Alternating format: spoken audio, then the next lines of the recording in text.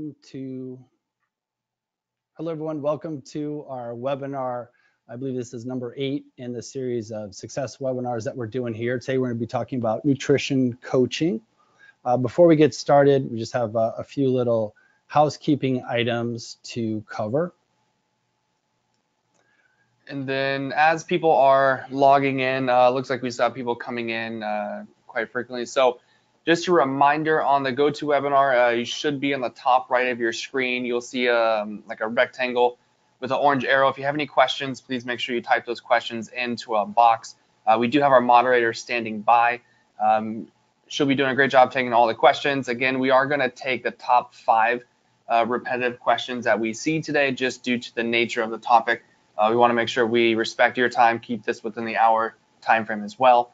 Also, as we go through the nutrition coaching webinar, if you do have any questions or if it's something that you feel you want to pursue, you want to move forward getting enrolled in the course, call the 888 number that'll be at the bottom of your screen. We do have program advisors standing by who are able to answer any additional questions or also get you started in that process as well. Great. All right, and then like we still have a couple more people going in, so we'll go and launch our first poll for you as well. And so this poll is really just to help Mike and I get an understanding of where you are in your fitness journey. So we have a couple questions like, are you studying for your CPT exam? Are you already working as a trainer with any specialty clients? Or you're not a trainer yet, but maybe fitness is your passion. This is something you want to get into. So let's give it a couple more seconds here. Curious what kind of group we have going on. We already have a bunch of trainers already working in the industry looking to add nutrition. All right, so we'll go and wrap that poll up. And it looks like a majority are actively working as a trainer, so awesome. Thank you for taking time out of your day or your busy schedules to be with us. And I know Mike and I are very excited to talk about this topic just because it really can have a game changer in your business as well. Yeah. So just quick introductions and we'll talk about what we're going to discuss today as well. So my name is Mike Fenegrossi. I'm the Director of Product Development at NASM. I've worked in the industry for a long time, I guess, now. Really have always incorporated nutrition in what I do. So my undergraduate degree is in food and nutrition. When I first started in industry, there was a product called Nutrition Analysis. If anybody's been around for a while, it was Neil Spruce's first version of what later would become Apex Nutrition and now .fit with that. So it's something every company I've worked at when I was a trainer, we incorporated nutrition coaching in it. And then even later, once I started working at NASM, so I've been at NASM now for about 9 years. I still continue to train a little bit, but do more of nutrition coaching. I really got into more of the online nutrition coaching and those type of aspects of it. So it's something that really made a difference in my career and something I'm very passionate about. Awesome. Well, my name's Greg. I'm a NASM Master Trainer and Senior Program Advisor here at NASM. My background, been in the industry for 12 and a half years as a trainer, manager. I'm also certified as a nutrition coach as well. So nutrition played a huge role in my business, especially the day I went from non-nutrition certified to nutrition certified. Then I started being that subject matter expert and started getting all these referrals to meet with other clients of other trainers just to help kind of properly coach and guide them through it. But the big thing we'll talk about today is how to coach behavior in that process, since not being a registered dietitian and knowing kind of where everything falls in the scope of practice and not in the scope of practice as well. Yeah, so some of the topics, and this is going to be a higher level discussion. We are going to talk a little bit about why it is important to address nutrition, regardless of if you're doing nutrition coaching or not. You still have to understand what a client's doing because that goes hand in hand with the programming. And then talk about some different ways that you can incorporate nutrition coaching, and then also even ways that you would charge for it potentially with it. So as you can see on the screen, discussing the importance of nutrition coaching and then some of the benefits with it. We are going to have a giveaway at the end as well, and we'll have a slide at the very end of that for the giveaway. Remember, to win the giveaway, you got to be here the whole time, so stay tuned. And then one of the things, kind of to first start off is really, what does it mean to add nutrition? Well, it's becoming a complete fitness professional. And when people hear complete fitness professional, they always wonder, what does that mean? What does that look like? Mike mentioned earlier, adding nutrition is such a key part of everything. So you're not only coaching somebody on the movement aspect, the weight training, the cardio, the resistance, the flexibility, but you're also coaching them on the nutrition, because as we all know, we don't make our gains or progress in the gym. You make it outside the gym through proper nutrition to feed for recovery, feed for fuel, but then also make sure you really kind of are recovering to better prep for the next workout as well. So it's, results are a necessity. Your clients are a billboard. So as you're walking through the gym, other people are watching that, but then also that's going to dictate, are clients going to continue to re-sign with you? Are they going to stay with you? Are they going to be happy because you're coaching through that progress and continued lifestyle change?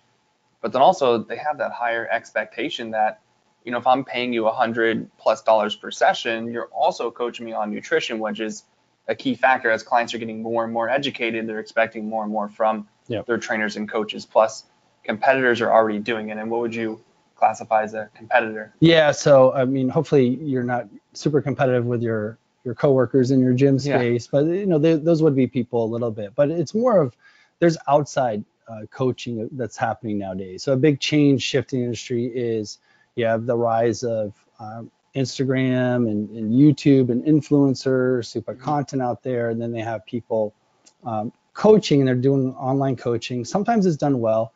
I would say a lot of times it's not done very well with it, and we'll talk about some of the things later too, is things that you don't want to do, and you'll see this when people are coaching it. But if you're not doing it and offering that service to your clients, they may be going somewhere else for it, and they may be going to someone that's not very qualified to be delivering nutrition information, or doesn't understand what you're doing with the programming side of it too, right? So if you, like you mentioned, can control the exercise environment and you know what they're doing from a nutrition standpoint, then they're getting really good results. And the only other component outside of like the nutrition and the nutrition, which is really important, is just the behaviors as well too. But that all kind of comes through the coaching aspect, the nutrition coaching side of it.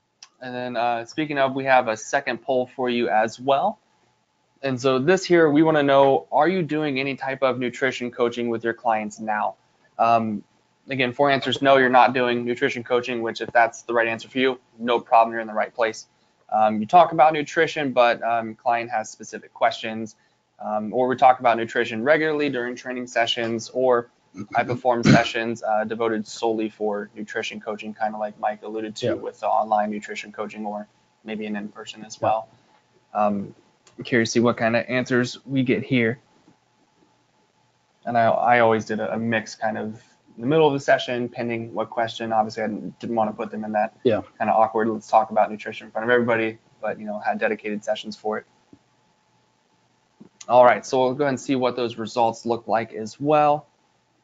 So it looks like the majority is, I talk about nutrition if a client has specific questions, followed by no, not doing any nutrition coaching. Then we talk about it regularly during training sessions. So thank you for the feedback, and hopefully you guys will find the next upcoming slides very beneficial on how to implement this moving forward. Sure. So as with any discussion on nutrition, always going to kind of talk about scope of practice. So a lot of times people get hung up on what you can't do, and there are some definitely no's, and we'll talk about that next. And when most people think about it, it's like writing out a physical menu plan. So that's definitely something you don't want to do. It's not necessarily something you can't do. It depends on the state that you live in with stuff, but and we'll talk about this a little bit later, it's just not very beneficial sometimes to do that. But what are things that you can do, Greg, or things you have done in the past? I know, like, again, I know I told you guys when I got nutrition certified for coaching, game changer in my business. Obviously, this is for the healthy populations without the medical restrictions and, crossing into not scope of practice, which we'll talk about. But it's really like, I used to sit with my clients and say, okay, if you're shooting for X number of grams of carbs, protein, fats per day, per meal, like, hey, let's review at the end of the week. How did you do? Well, hey, you were really low on protein throughout the week. Here's some good, alternative snacks, some good protein source options that are readily available. They're easy for you to take on the go since you're traveling a lot. Easy to put in your office. That's not going to spoil, go bad, or also stink up the entire office to get away with it. But then also with that, you can discuss, preparation methods, which I know for me, I had a lot of clients that did a lot of business travel that were in DC one day, in LA the next day, and then I didn't see them for a week, or they do it international. So how can I properly help them with that? Or just even your average Joe who's in the gym, how can you better meal prep for your day? Because obviously that's time consuming. So coach them on that process. Getting them to understand what's the difference on, I guess not difference, but understanding what is macro and micronutrients. How does that play a key factor into recovery from a workout, preparing for a workout from an energy level standpoint, but then also feeding your body to either have a deficit for weight loss or surplus for weight gain, pending what the goal is. And then obviously reviewing food logs, and then hydration methods for, obviously you got to stay properly hydrated to come in for workouts. You don't get dehydrated and go through that whole scenario of someone passing out or causing any type of complications. But again, I was able to stay really high level with somebody and give them the specific tools in coaching. And then I was able to, obviously, if we got super specific about written meal plans, I would obviously refer out to a registered dietitian for a scope of practice. But that's what I found successful in my practice. Yeah. And what it all ties into. So I'll go back on one point. Reviewing the food logs, having that accountability is huge. There are a lot of studies that show when someone tracks, either writing stuff out, or even using apps. There's a more recent study that was looking at on that. It does lead to greater weight loss with it. And just having that accountability of someone that's going to see what you're doing, that by tracking somebody's it too, watching me. Yeah, and by tracking it creates that mindfulness versus someone eating and not really knowing throughout the day exactly how much they've taken in. And it's not necessarily tracking everything gram for gram. It's just literally just like, I eat this, I eat that, because it creates that awareness. But the biggest piece, the way that you can help someone from a nutrition coaching standpoint, is as someone that's fit, as someone that exercises, as someone that eats well, over your lifetime, you've developed a lot of strategies and techniques that are very, very valuable. This is an area that when clients come to you, they struggle with. And they have other aspects of their life where maybe they have services, maybe it's building wealth, right? They're really good. They know how to set aside money to put into their pension, how to invest in 401ks, how to invest in Roths, and different things to build wealth over time. That's a skill set, right? Same thing's true with nutrition. We've read a lot of stuff. In certain cases, could taking courses and extra education on it. And a lot of tips and tricks too, just the way that you go shopping and organize and food prepping. That is very, very valuable stuff that I think as fitness professionals, we undervalue and undersell. So that's the biggest piece, the way that you can help someone is really for them to understand these little tips and tricks and strategies to make this a habit. And I have something written down here just to, so I don't forget it. But basically what it boils down to, if someone's making a decision, right, and they make the right decision over and over again, that can turn into a habit or a routine. And then from there, if we do something over time, that habit or routine is compounded. And then that's what's going to get us to our goal and to see success, and vice versa. Most people don't show up at the gym and said, hey, I gained 50 pounds over 2 weeks, right? Yeah. It's usually over 10 years through your 20s, you've kind of overeaten, got less active, all these other factors. So it takes a while sometimes to really gain a lot of weight. Yeah. And it's unrealistic to think that you can lose all that overnight as well. So just a side tangent, but just a way of kind of thinking about that is compounding those habits over time so they build towards something. Yeah. So what not to do. This is not a complete list, but Greg, what are some obvious ones that you don't want to do? Yeah, so as far as like what not to do, obviously you don't want to take a one size fits all approach. Even just between Mike and I, we both work out two completely separate fitness goals, two completely separate body types. So we eat two completely separate, nutrition programs and meals and formulas. So do not take a one size fits all approach with your clients. It's not going to end well and they're not going to get results. Another thing, obviously the fad diets. There are so many fad diets going on nowadays. Teach your clients the science behind it and let them steer what best fits their lifestyle, their habits, their restrictions. Obviously a very low calorie diet. The goal in this is not a starvation diet. It's you have to feed your body the proper nutrients it needs to function, let alone work out or create a deficit. Medical nutrition, and then obviously writing specific meal plans.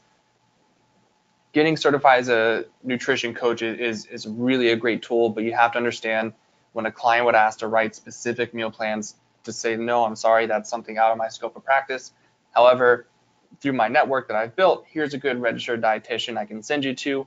They'll be able to write that specific meal plan. I'll work with you on the coaching of the application of the meal plan and see if we need to make tweaks or meal prep for it, or however I can best support you through that process of that specific meal plan from that registered dietitian.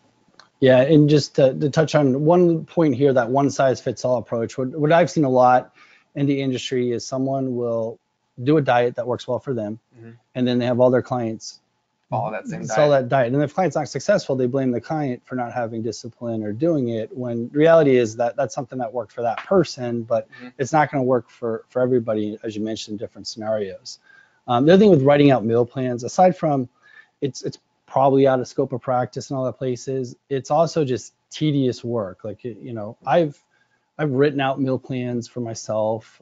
I've used software before where you can generate meal plans and edit it. You know, the meal plans are created by a registered dietitian. You have some basically freedom to modify things within it, but it's overwhelming. I just don't like doing it. It's just like very tedious. You know, you're trying to get all the grams and stuff to add up. But here's an example. This is actually pulled from the internet with it. But, you know, someone says like, hey, I want a menu plan. You know, I want you to write out exactly what I should eat. And this is something where people think that they want that, but it's not what they need. There's a lot of issues with this. One, a lot of times clients have no concept of, you know, protein, carbs, and fats as far as exactly what those things are. You know, grams, you know, in the US, a lot of us aren't used to using metric system for things, so they might not be as familiar with that. You definitely would need to weigh stuff out to be precise with this. So they'd also have to learn how to use a food scale to get accurate with it. And then you put these things together, like let's just look at that meal one. It's just egg whites, brown bread, skim milk, apple. You know, that's very bland. So if someone doesn't know how to cook, they're not going to know to add spices to it. It's probably not going to taste very good. We're using a lot of percentages, you know, like 11.9 grams of carbohydrates. Again, this is a real example. So people will then not understand, you know, is it okay to have more or less than that? So it just creates a lot of questions. Trying to hit those macro targets can be very difficult as well with it.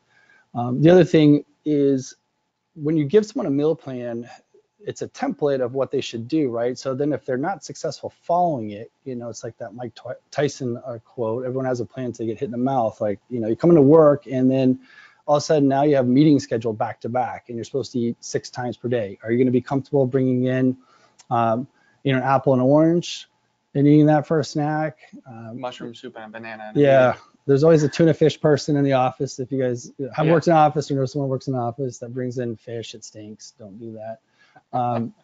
But that's where it gets really difficult because this isn't giving anybody skills. It's just giving them something to follow. So I've done this in the past, and a very small percentage of people will follow menu plans. The majority fall off the wagon in the first week to 2 weeks. It's just a really quick drop-off point. So, you know, what is nutrition coaching? Really, it's clearing up confusion caused by information overload. And, you know, information overload just is, there's more and more information out there. It's more and more accessible, especially with cell phones and being able to get on to different social media platforms for stuff. And then that creates a lot of confusion within you know, the clients, but even trainers too. You know, a lot of trainers are confused about nutrition because you literally hear someone say, this is good, and someone else will say, this is bad from that standpoint. Or you flip through a magazine that says, do this on one page, 10 pages later it says, do something different for the same result. So it's, like you said, it's clearing up a lot of confusion, making a clear, concise plan of action for your clients. So it's transparent. They trust in you that you're not sending them on this, you know, wild goose chase or down all these different rabbit holes. They understand how to apply it. But then really, I guess the second point, like this is probably my favorite one on here, is you're partnering in your client success. This is not you telling your client what to do. This is you working together with your client to figure out how to properly motivate your client to want to do it and actually make that lifestyle change with your support going through that process, rather than just saying do X, Y, and Z, go. Yeah. And then the other thing is just relying on science. It's not as sexy, you know, to go back and say like, hey, it's going to take a little bit of time, and you know, you have to build habits that compound over time. But that's what works. There's no, you know, trick out there. There's no thing that has been discovered yet. I've tried a lot of different stuff, and unfortunately, it just boils down to consistency, really, and accuracy. And most of it is things that's well documented through evidence, right? The problem, though, again, when we come back to popular media and social media and stuff, is that they like to take a certain aspect of a study and highlight that, or say that you're missing this one piece or component, and if you just do that, it's going to get the results that you have. And most of the time, what I've seen is that a person will need to, and this is unfortunate, will need to fail multiple times before doing it right. It's very rare for someone just to come in and be like, hey, I'm going to do it the right way the first time, because they think just, hey, if I just do this one thing, or I try that, take this pill, it'll lead me to getting results. And maybe they lose some weight, but they certainly don't maintain it, which is also, really important. And the last part is really using those coaching skills and tools, to what's called motivational interviewing. So this is, motivational interviewing is taking a deeper dive into what I call somebody's X factor. Like, why are you truly here? What's your main true driver or trigger or motivation behind this? And then most importantly, as your coach, how can I properly assist and support you through this process and work together through it, not me telling you what to do, you not adhering to it, you falling off. This is a we, us together project we're going through. So it's really also getting an understanding of what your client's expectations are of you as that coach to help with that change as well, and not make them feel, belittled or dumb going through nutrition because there's so much information out there. Yeah, and the other thing too, to touch on that point, is when someone thinks that they should be eating something, right, or maybe they do go off the rails, right? So they've on the weekend, entire pizza, right, instead of eating a couple slices of it, they get in this mindset of that they're a bad person. I failed, that type of stuff. And that's where there's other techniques like reframing, where it's really changing their mindset. Hey, this isn't a failure. It's a learning point, right? So what are we going to do next time? So next time you're in kind of that situation, instead of doing this, let's think of some different things that you could do, right? So another scenario could be habit loops too, which is where there's a trigger, right? So stress, and then someone has a habit loop of, well, I'm stressed, so I'm going to have some alcohol because that helps relieve the stress. And, from a coaching standpoint, if you said, well, what are the things that you like to do that would take your mind off work, relieve some stress? So it could be like them playing Candy Crush, right? Yeah. Or it could be doing yoga. There's a lot of things, go on a hike, do something like that. And you're just replacing that to get the same result at the end. And that's really what coaching's about. Nutrition coaching is trying to change these habits, get people to break out of these cycles to where they're doing things without even being aware of it, right? It's just like a trigger and you're being controlled by stuff. And sometimes it takes a lot of work to break out of those habits, but then you can reestablish new routines and habits. And again, you do them over time, and that leads to the goal that we want. So why add nutrition coaching? So a lot of reasons to add nutrition coaching, again, to become that complete fitness professional. Many clients' goals depend on the right nutrition. I would say people will say 80% of nutrition. Who knows what the exact percentage is with it, but it's definitely at least 50%, if not more, when it comes to weight loss, that you have to be eating the right things in the right amounts to see the results that you want. What are some other stuff, Greg? I think another one is, a client is not going to know what the right choices are for them in that exact given moment in their phase of program. Is, I've had clients all the time, okay, well, I'm supposed to be eating this, but what does my wife and my family and my kids do? And, they're like, oh, I come home and I have all these, kids are in my house with all these, snacks and cookies, and how do I make this change? So really kind of, again, breaking everything down to just the minimum for them and giving them clear, concise, plan of action, but also know, like, hey, like, it's okay. Like, we're all human. We all make mistakes. So if you have this, don't worry about it. We're just going to take a little side turn, but we'll get right back on track. And this is how we'll get there. Yep. Some other things is just at the very least, as a trainer, if you're designing an exercise program, nutrition and exercise have to go hand in hand. So if a client's doing a very low calorie diet, then we have to adjust the volume and intensity down of that program. If a client's doing a very low carb diet, then again, we have to adjust the amount of intensities where we're going above threshold with the training, because then we're going to be relying on glucose as a fuel source, right? So sometimes a person's going to do a diet, you can't change that fact, but if you're not asking those questions and deeply understanding what they're doing, and also having them trust you to share that information. I've seen the cases too where clients know that their trainer doesn't like a certain type of diet, right? Mm-hmm. And because of that, they're going to lie to their trainer, and then the client shows up to the workout and now they're like getting lightheaded, they're getting dizzy, there's all these things. So example, I've seen clients where they've been smell like ammonia after a workout, right? And that's when you start actually burning protein as a fuel source. It's a byproduct of protein metabolism, and it's not necessarily dangerous for that to happen, but it is something that happens when someone's eating a diet that's kind of not mixed with their level of intensity that they're doing.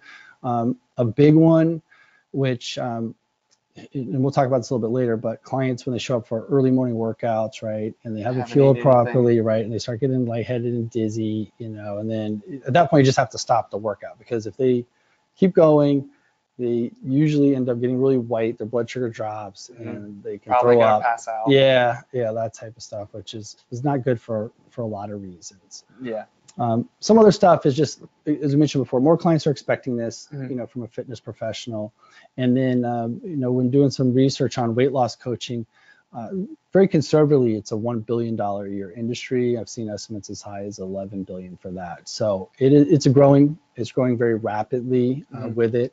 And, it's really putting the control back into the hands of people that are most qualified to do this as well, which are fitness professionals that are tailoring their exercise along with their clients' nutrition, versus, again, going to a coach who may be an Instagram celebrity, right? But it's never Instagram really famous. Yeah, exactly. But never, doesn't have any credentials, doesn't have any background, doesn't understand you as an individual. Just some real quick ones here.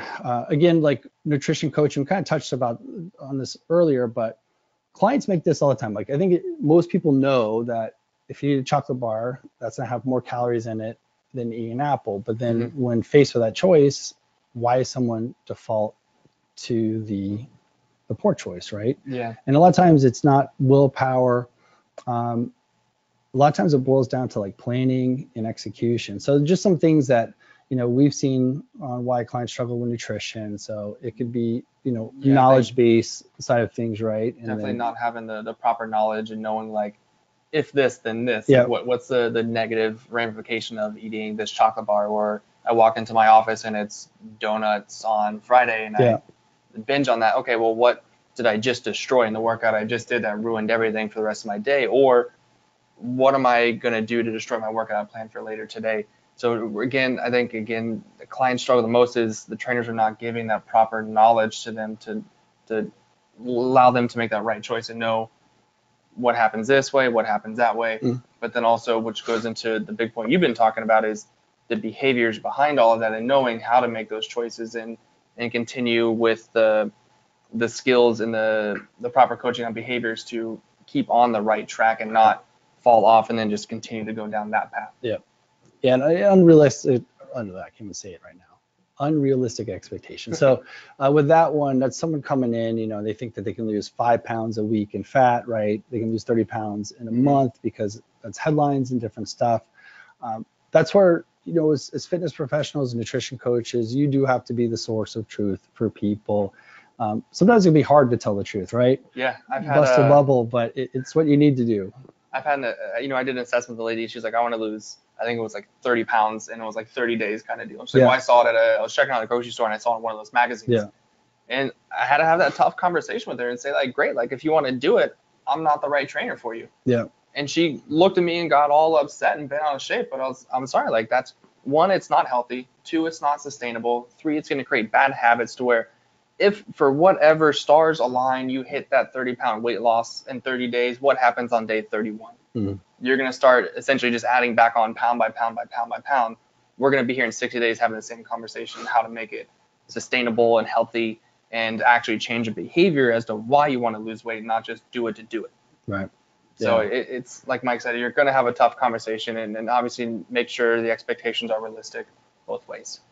Other things, we already talked about this one, but behaviors, I think that's one of the big things you can do as someone that's developed skills over your lifetime, invested a lot in your education as a fitness professional or nutrition coach, is just teach them these skills, these habits, how to develop them, how to do things, again, like shop and prep food, through set up, also environments. And that's a big one as well. How do you interact at the grocery store, right? with foods that you're buying, and also what is in your radius, when you're driving and stuff, right? Is there a healthier grocery store versus one that might be, sell, not necessarily unhealthier food, but just has more options? So some people are just really tempted by the POP just displays there, right? Where it's like you go into a line and then, things are on sale. And there's a lot of science behind grocery stores and where they're set up. Home environment, is there food out on the countertops? Are you organizing your refrigerator and pantry, making things that are healthier more accessible, and things, less accessible? So there's actually some research that shows if you wrap something in tin foil and make it less visible, you're less likely to eat that. Or if it's more, forward in the pantry, for that type of stuff, which I know happens to me all the time. You're like, hey, I wish I remembered that was in there, right? When I were home. Yeah, you had to clean out your freezer and throw it out. I'm like, Yeah. Oops.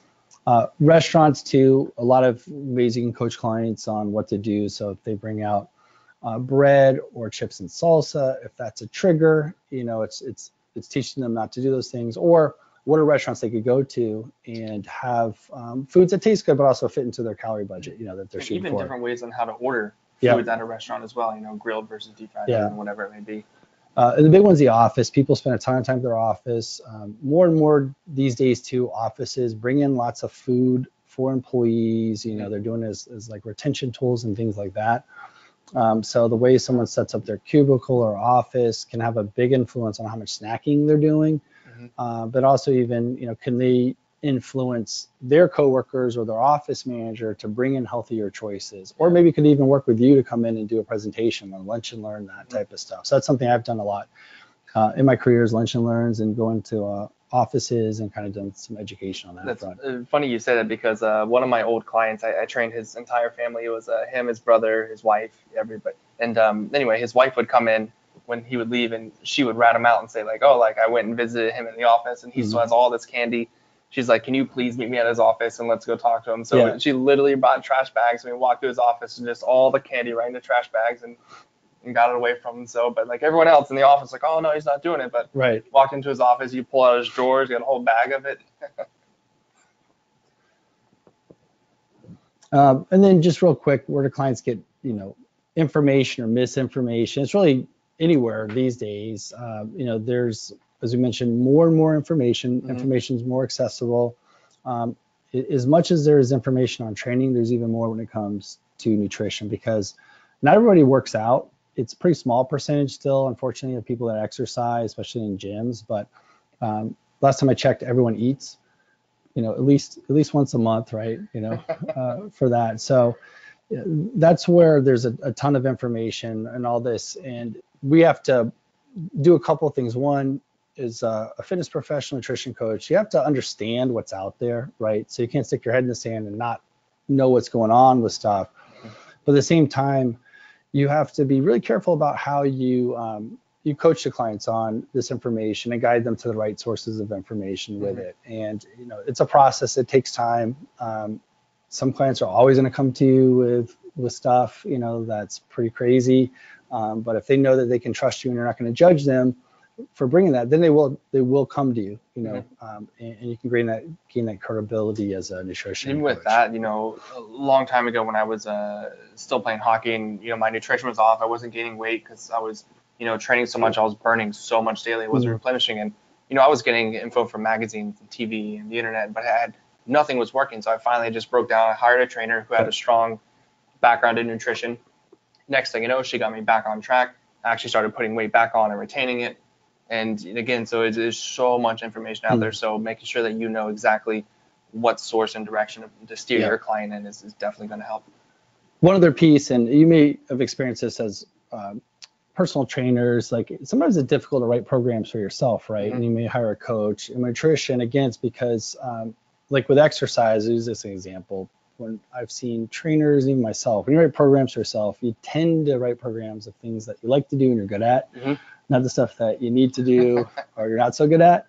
And so when you work with someone else, they kind of force you to do those things, right? And so with nutrition coaching, it's not necessarily forcing people to do stuff that they don't want to do, but I think it's helping kind of streamline all the information and really getting away from all the stuff that doesn't matter as much, right? So for example, in certain cases, supplements can be beneficial, But if someone's spending all their time and energy putting together this like 40 pill supplement protocol and post-workout supplementation, all that stuff, and then overall their diet's not very good and they're in a caloric surplus, it doesn't matter how much supplements you take, right? Yeah. So I think that's really where it helps to kind of have that outsider viewpoint to really simplify things is a big thing you can do as a nutrition coach.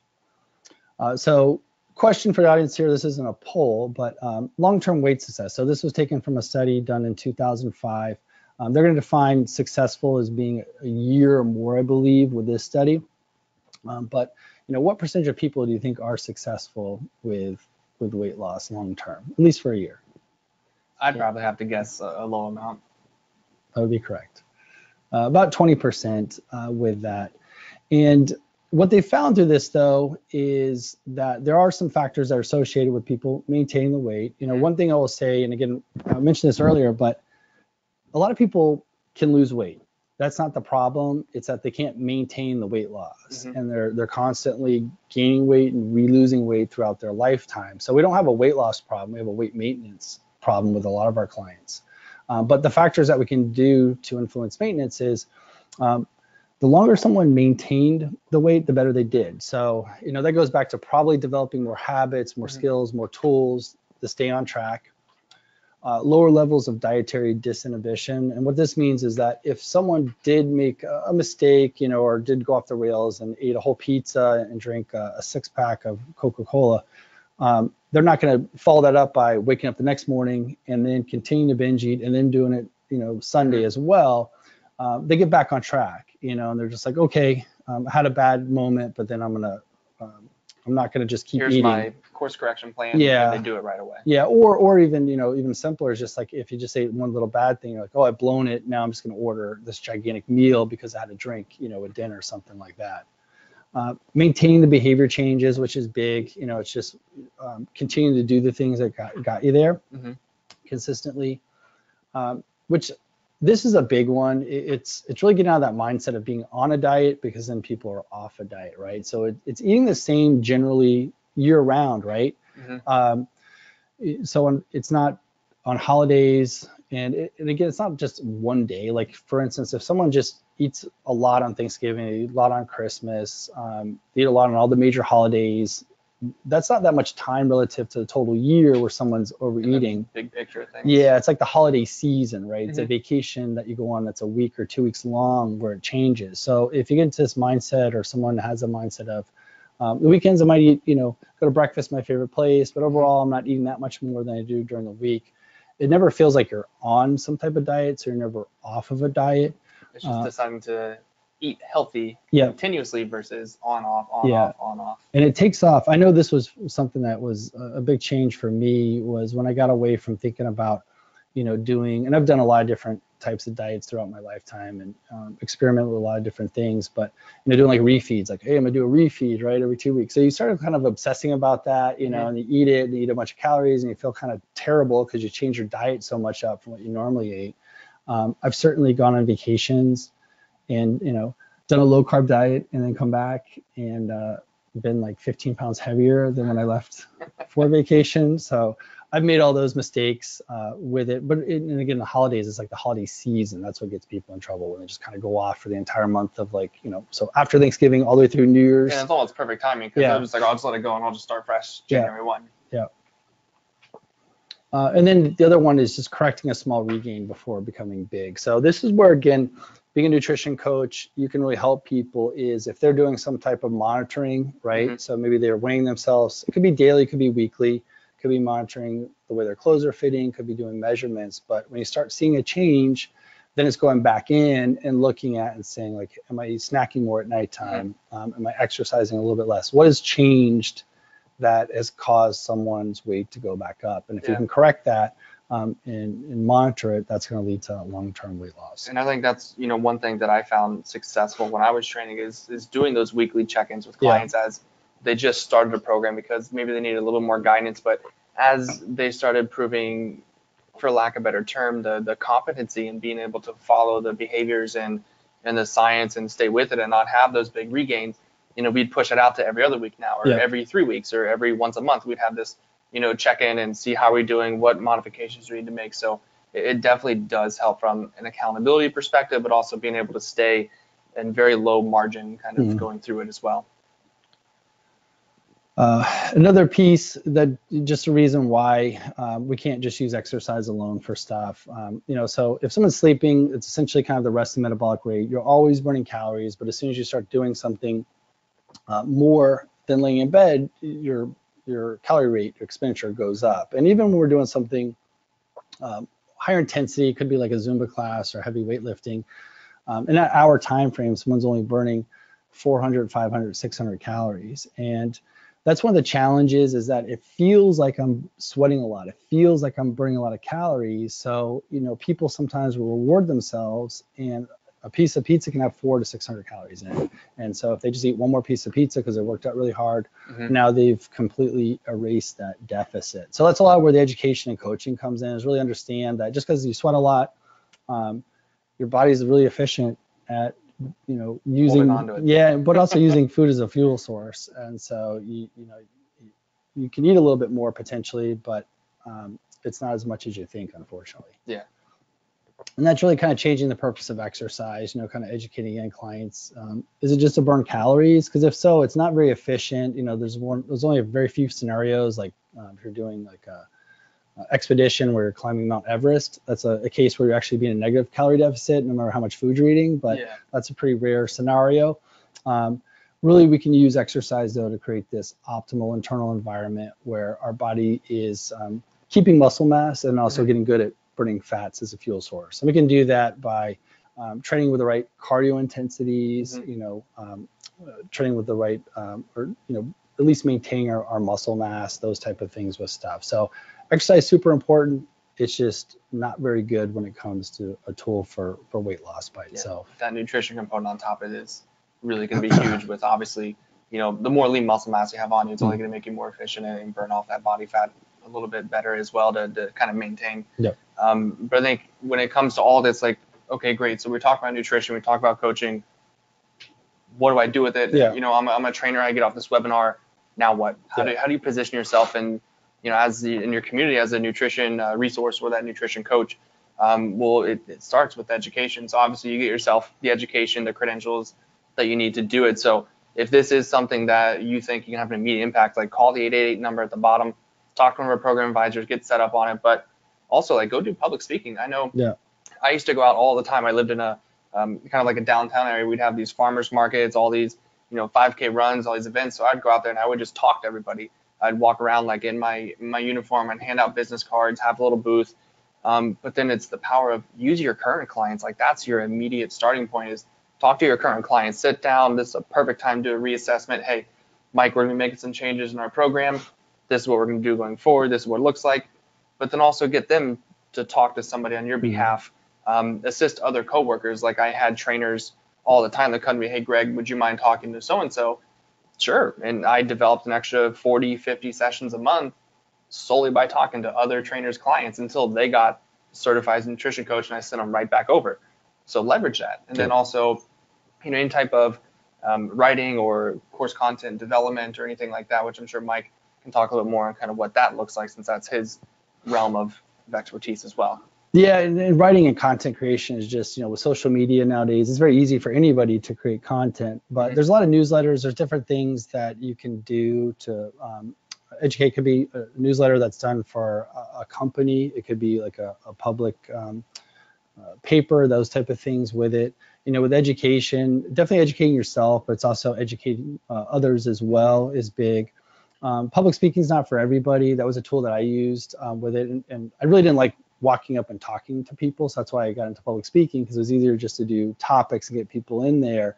And nutrition was always something that would, one, generate a lot of interest within the clubs and lead to me being able to sign up clients for both personal training and nutrition coaching. But another way, again, if you're known within your club or your space as someone that is knowledgeable about nutrition, I had a lot of people that would refer clients to me. And actually, when I worked at a bigger box gym that had a nutrition coach, when that person left, I actually then stepped in and was a nutrition coach there. So there's over 30 trainers in it. Because of that, I was moved into that place where then I had a whole side business, just doing separate nutrition coaching for everyone's clients, including my own. And then I was doing personal training and some testing as well, like RMR testing, that type of stuff. So a lot of different ways to do it. But I think the main thing is just gotta let people know and demonstrate that as well. Because the majority of people, even within the fitness industry, are not very knowledgeable about nutrition still. And then some minimum nutrition information, so even if you don't want to be a nutrition coach, you still should be gathering a lot of information that regards nutrition when it comes to training. So especially, sorry to cut you off, but especially like, you finish an assessment with somebody, obviously the next kind of phase is obviously your pitch. You have to get them to buy training with you. So, okay, great. You sell a new client, or even before that, the second question someone's going to ask you is, okay, well, Mike, what's your rate per session? The immediate following question is, all right, what does my nutrition look like? What should I be eating? So I think to Mike's point, like, what's the minimum information you should have to be able to entertain those questions until you can either refer out or get the appropriate answer for somebody. So some great ones here is, obviously talking about, like, are they following any type of specific diet, a keto, low carb, medical restricted diet, or anything like that as well. Any other ones? Yeah, I mean, just starting with that diet question, that really dictates how your program is. So if someone's not going to change their diet, like if they're going to do something, that they're going to do keto diet coming in, then you have to modify the type of program you're going to do. So doing like a metabolic conditioning workout where you got them doing, we teach like in NASM, it could be like peripheral heart action, right? So if I'm doing some squats and then I go to some push-ups and I go back to remaining deadlifts and then I do some pull-ups and I have them do a minute of jump rope, that's going to push their heart rate up above that anaerobic threshold. They're going to be burning a lot of glucose, and that's not an energy source that they have access to right now. So that doesn't mesh well with that type of diet that someone's doing. Yeah. If someone's doing a very low calorie diet, again, they're not going to have the energy and stamina to do really long workouts. So we may have to scale that back. And that comes back to like roughly like how many calories, someone's eating.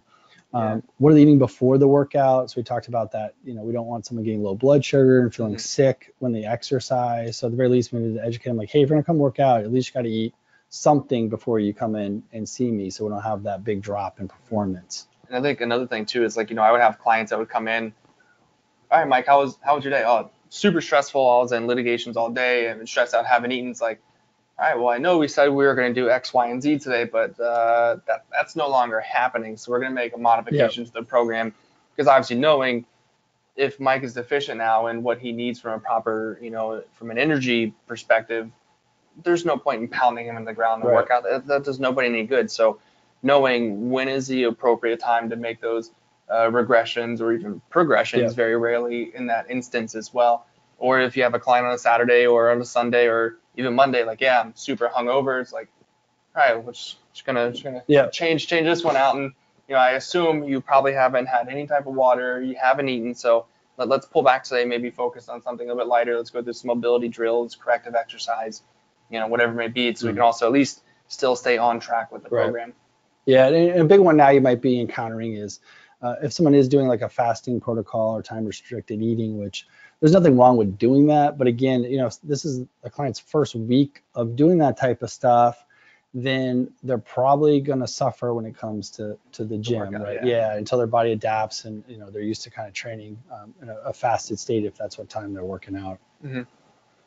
So as far as nutrition coaching options, so again, not a exhaustive list, but these are all different ways that we see nutrition coaching kind of implemented most commonly, right? So it could be part of a training session, not always ideal, but sometimes that's how you kind of get it started. And then when someone starts really trusting you and wanting more information, then you can break it off into like a separate session.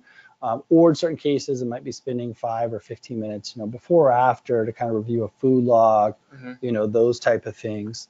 I know you've worked in locations where they've done separate nutrition coaching sessions as well. So how did that operate? So I worked in a big, luxury global fitness brand. And what we did is if I trained somebody twice a week, we would schedule a third session a week, or if it was 3, we'd schedule a fourth. They would pay a full session rate and we'd spend a whole hour when we talk about nutrition. But the big thing is really, getting again to the behaviors and those modifications and motivational interviewing, but also figuring out like, Mike, like, how are you feeling?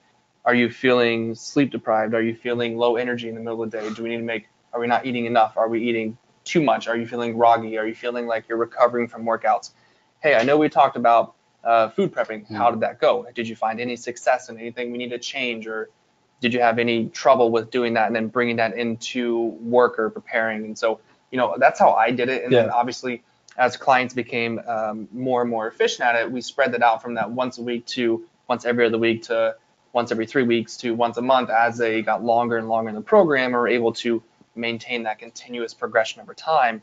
Unless they specifically asked for that additional meeting, then we would schedule it. Yeah, and there's a lot of different ways of doing it when it comes to like time. It could be longer sessions or shorter sessions more frequently. A lot of that depends on the client and what flexibility you have to do stuff. What I've done a lot of is separate nutrition, like it could be phone calls, it could be working through email and spreadsheets, it could be using a platform to do it, could be visiting a client's home and really helping them, learn about food prepping methods, those different things. And then group coaching, I've done a lot of this as well, where you can set up within the club, like a group of people have a similar goal, right? Maybe it's a fat loss goal, or maybe it's a weight gain goal, and then you bring them together a group and you build kind of lessons that are built weekly for that. That's nice because, again, it lowers the price point to each individual, but then you are making more in that individual time frame. Yeah, and also you don't have, if someone doesn't show up, right, you still have that group. Exactly. And then online too, you can also set up online groups, using different social media platforms and forums and things like that as well. So we're gonna go through this quickly because we're starting to run a little short on time, but this is one thing I've definitely have experienced, and it's a weird thing, is sometimes, again, someone's bought into you as a fitness professional, but they haven't viewed you yet as a nutrition expert. And there's no easy way of getting around this aside from you really have to build trust with someone and establish credibility. And the ways that you can do this stuff, well, I'll take a step back. Some of the reasons why someone might not be there yet is they're brand new to exercise and think that that's the one missing thing they need to do, or they never tried, and that's going to lead to weight loss. Maybe they've done it before in the past and they feel like they have that skill set, right? But they've gained the weight, so they're not maintaining it. Maybe they're following something already, as we mentioned, a credibility. Maybe they're just not ready to change. That's a big piece too. Sometimes it's a really big step to come into a gym and change that aspect of your life, and it's too much change all at once. And then the other thing could be fear, like, hey, this person, I've heard about trainers and they're going to make me do a diet and I'm not going to be able to eat the foods that I want for the rest of my life. A little intimidated. Yeah, so then they're not ready to do that piece with you because, again, they have all these misconceptions. So ways you can kind of gain that credibility, break down those barriers is really deeply and truly understand their why. That takes time. It's not going to happen the first session. You're not going to bare your soul to someone you just met and be like, here's the real reason why I really want to do it. So you got to revisit this over time. Maybe a month after you've been training someone, you really start to have a deeper level of trust and rapport with that person. Being a resource. Don't be judgmental. That's another big one. Also during that initial phase is meeting them where they're currently at as well. Like, don't say, okay, we're going to strip everything down to the bare basics, because they're not like, all right, like, have I not been doing a good job? So it's meet them where they are and then make progressions from that point forward and find, any and everything that maybe they were doing right or they're doing well, bring that to light and congratulate them on that. Make them feel, good about being there and empower them to continue making that progress on their own as well. It's really going to help make it a let's work together versus all right, I'm going to Mike, Mike's going to tell me what to do environment. Yeah, and then a couple other things is just, educate on how you can help them. You really want to pull them, not push them towards, incorporating better nutrition. So it has to be their idea. If you're hammering them on it, a lot of times that creates resistance and people pull back even more. And a lot of times it's not ideal to do nutrition coaching as part of the session, but that's sometimes the best option. So you can kind of start there and then grow it into doing something more separate. Real quickly on just charging for nutrition coaching, it could be just part of a value add, for retention and things that you do to be able to increase your overall training rate, which is something I know a lot of people do. But one thing I will say is don't undervalue nutrition coaching. Your time is just as valuable when training versus when you're educating someone on nutrition. So whatever rate that you're charging for your training sessions, I would probably at least start there when it comes to nutrition coaching. And maybe it's a little bit more because it's less frequently that you're doing the stuff with them. And the other thing is that, you could offer a lower price for like group coaching and that type of stuff with it. There are some things that are a little bit different with nutrition coaching too, that add up to a little bit more time, which is questions. People might text you a little bit more than with training, just because there's a lot of times they're eating, you're not going to be there almost all the time when they're eating, right? So there's some things you have to factor into. So don't undervalue the nutrition coaching. Feel free to bump up your price per session too on a regular training program, $5-10 an extra session as well, just because there is that time where they're going to text you about, cooking, food prep, etc. So take that into consideration and make sure you're getting compensated. Yeah. And that is really where we're at. We could go on for a lot longer, but when we have an hour here, there's a lot of stuff to cover with nutrition coaching. But we just want to thank you for taking time of your day, to learn. Hope you found something valuable in this that you can take away, can help you with what you're doing out there. One of the people will be winning an NASM nutrition course, so we'll be giving that away. And then we're to answer a few questions right now. And then we don't have the exact date nailed down for April, but we will be doing another webinar, and probably a couple webinars actually in April, but one will definitely be on a nutrition topic for that. We got our winner here. So our winner is, and I'm going to pronounce this wrong, so it's Lena Bawise, and it's spelled Laina Bawise.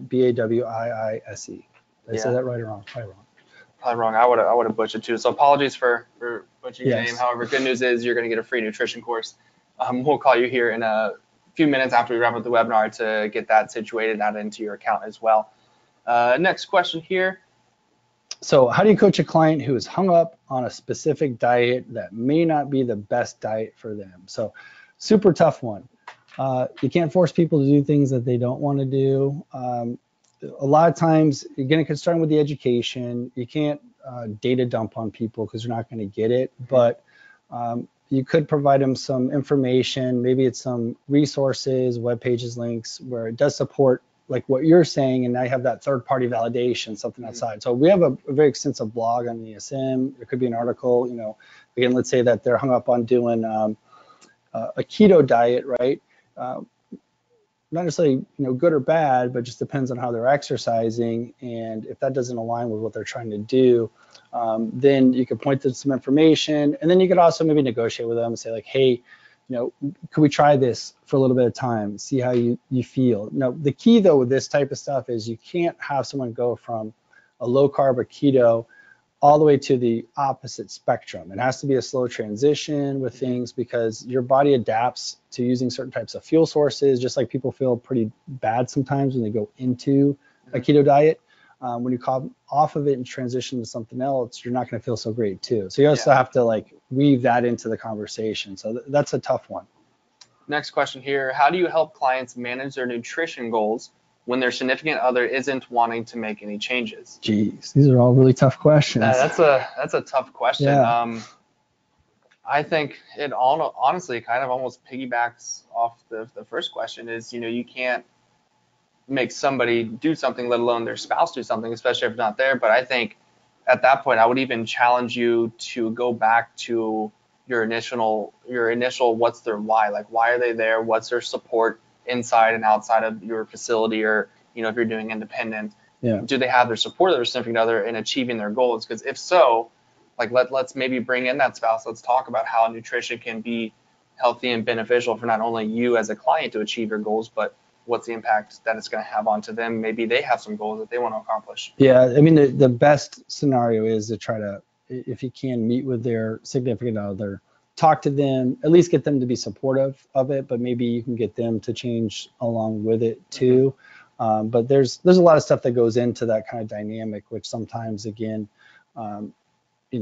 unfortunately, you can't change someone. Yeah. The best you can do is give them all the tools and all the education and steer them in the right direction. Next question here. Any advice on how to evaluate supplements? Right? Yeah, for nutrition. Yeah. Okay. Yeah. So with supplements, there's a couple of good sites out there that have evidence-based information. There's one who we don't have any association with at NASM, but I know some of the guys over there, and that's examine.com. They do a good job with writing up reviews based on latest information on what's going on with supplements. There's also .fit, which has a trainer desk reference. I think they renamed it, but they've Neil Spruce and his company, they've always done a really good job of, again, looking at the evidence when it comes to supplements and just saying like, here's what the research says, with it. And so those are kind of the two best things that I've found, from a nutrition supplementation side for it. Is there anything that you've used, Greg? The best thing that I've done, like, I personally have never really been one for supplements. I try to take as least amount as possible. But obviously it's kind of, really hard to get everything you need from solid and whole foods. But the number one thing I did was find some sort of reference or supporting documentation to give my clients all of the exact information, the details, the science on it, educate them on what each supplement does, and then let them make their choice if they wanted to add it or not. Yep. Same thing, I'm not going to tell somebody they need to take additional supplements other than, maybe if they go get blood work done and find out they're deficient in X, minerals or whatever, then obviously they may need to, but that's, I kind of leave that one to dietitians. Yeah, the dietitians to recommend that. Obviously, I educate them on the importance of like protein sources and whatnot for, after workouts, but no, all great questions. Yeah. And then on that, any more questions? No more questions. So again, thank you all for taking time out of your day and your busy schedules to be with us. Hopefully you guys took away some important key factors about nutrition coaching, and we look forward to hopefully allowing you to take the nutrition course and add it to your business. Thanks. Bye, everyone.